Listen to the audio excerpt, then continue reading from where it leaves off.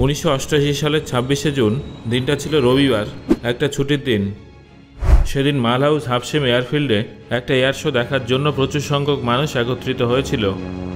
সেই সময় এয়ার ফ্রান্সের একটা নতুন প্যাসেঞ্জার প্লেন প্রথমবার ফ্লাই করে আসে।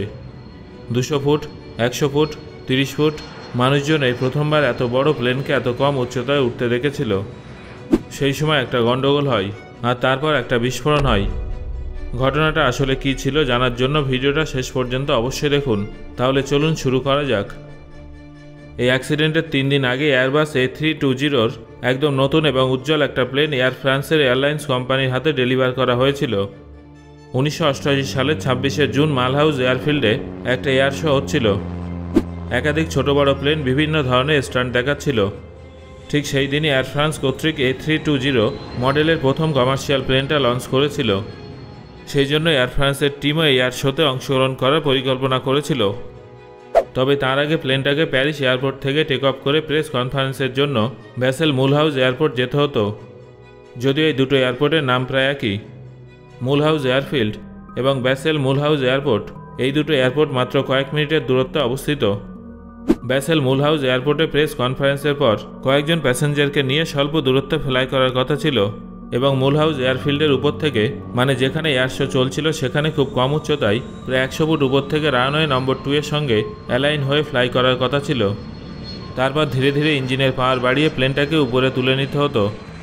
মূলত এই প্লেনটাকে এয়ারফিল্ডের উপর থেকে অনেক কম উচ্চতায় ফ্লাই করে বেরিয়ে যেতে হতো। এখানে তার ল্যান্ড করার কথা ছিল না।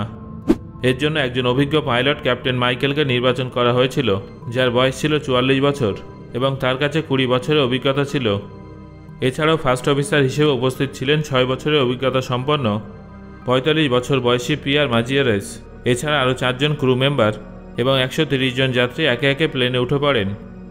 প্রেস কনফারেন্স শেষ হওয়ার ঠিক পরেই এই প্লেনটার এয়ার শোয়ের জন্য রওনা দেওয়ার কথা ছিল।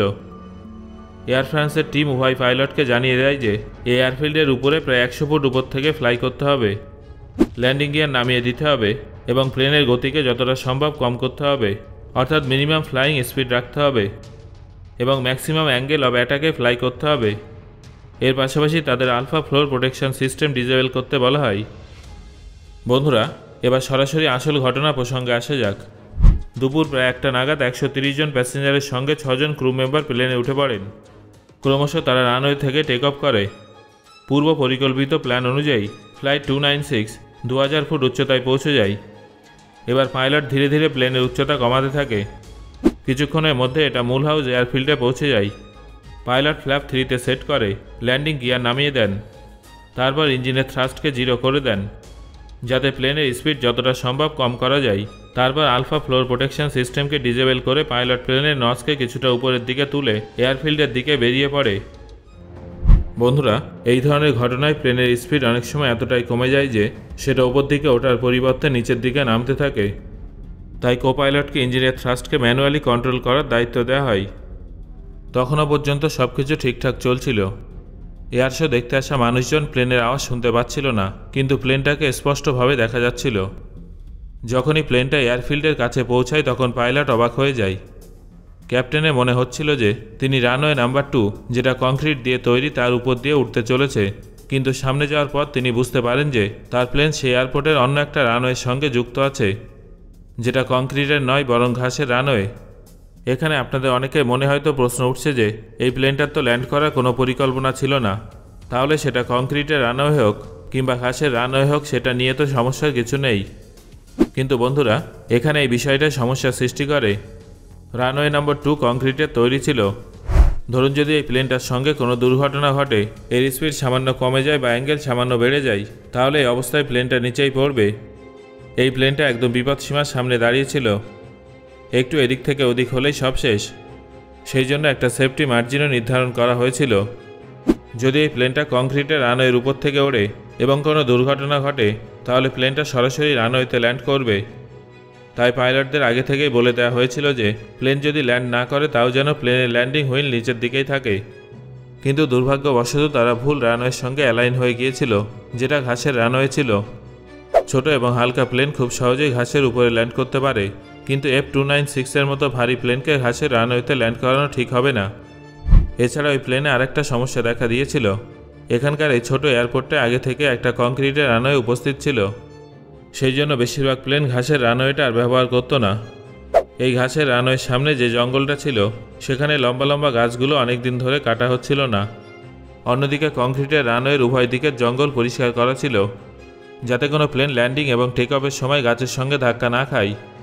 অর্থাৎ F296 অনেক বড় বিপদের দিকে এগিয়ে যাচ্ছিল।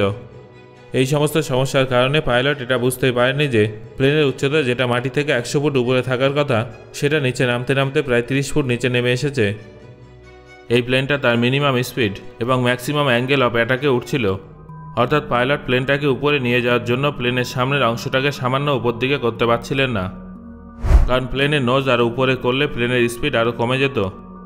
যেমনটা আমরা সবাই জানি যে যখনই এমন কিছু ঘটনা ঘটে তখন প্লেন লিফট পায় না, আর এটা আমাদের কাছে স্টল নামে পরিচিত। পাইলটদের কাছে পরপর একাধিক সমস্যা আসছিল। তারপর একটা সময় প্লেনটা 30 ফুট উচ্চতা মেনটেন করে ঘাসের মাঠ পেরিয়ে জঙ্গলের দিকে এগিয়ে যায়।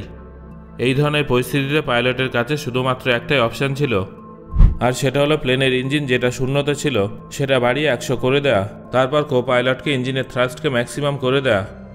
শান্ত ইঞ্জিনে হঠাৎ করেই তীব্র আওয়াজ হতে শুরু করে।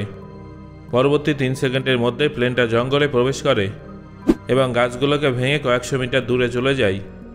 প্লেনের ডান দিকের ডানা উপরে আলাদা হয়ে যায়, গোটা জঙ্গলে ফুয়েল ছড়িয়ে পড়ে, আর তারপর একটা বিশাল বিস্ফোরণ হয়। প্লেনের ফুয়েল ট্যাঙ্ক ডানার মধ্যেই থাকে, যেটা ভেঙে আলাদা হয়ে গিয়েছিল। তাই প্লেনের যে অংশে প্যাসেঞ্জাররা বসেছিল সেখানে আগুন ধরার আগেই যাত্রীরা বাইরে বেরিয়ে যেতে থাকে, কিন্তু প্লেনের বাম দিকের দরজাটা গাছের ডালের কারণে আটকে যায়। প্লেনের সমস্ত দরজা আটকে যাওয়ায় প্লেন থেকে বেরোনোর জন্য যাত্রীদের মধ্যে ধাক্কাধাক্কি শুরু হয়। প্লেনটা কালো ধোঁয়ায় ঢেকে যেতে শুরু করেছিল। যাত্রীরা বাইরে বেরিয়ে গেলেও সেই হ্যান্ডিক্যাপ বাচ্চাটা এবং আরেকটা ছোট বাচ্চা তখনও প্লেনের মধ্যে আটকে ছিল। একজন মহিলা দরজা থেকে বেরোতে যাবেন এমন সময় ওই হ্যান্ডিক্যাপ বাচ্চাটাকে দেখতে পান।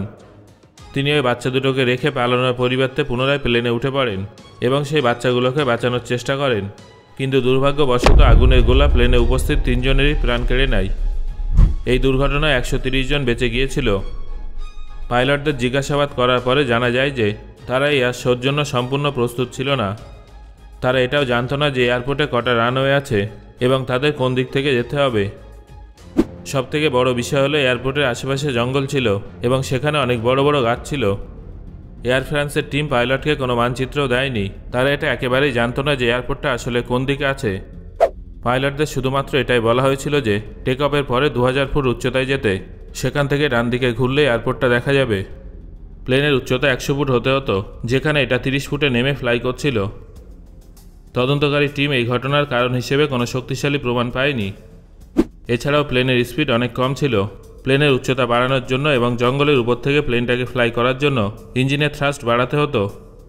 যদি ইঞ্জিন তার 60% পাওয়ারে থাকতো এবং এটাকে ম্যাক্সিমাম করে দেওয়া হতো, তাহলে এক নিমেষে ইঞ্জিনের স্পিড বেড়ে যেত আর একটা বড় দুর্ঘটনা এড়ানো সম্ভব হতো। শেষ পর্যন্ত প্লেনটা সরাসরি জঙ্গলে গিয়ে ধাক্কা খায় আর একটা নতুন প্লেন তার প্রথম সফরেই ক্র্যাশ হয়ে যায়। সো বন্ধুরা, এই আলোচনাটা শোনার পর আপনাদের কি মনে হচ্ছে এখানে দোষটা আসলে কার ছিল? আপনার মতামত অবশ্যই আমাকে কমেন্ট করে জানান। ধন্যবাদ।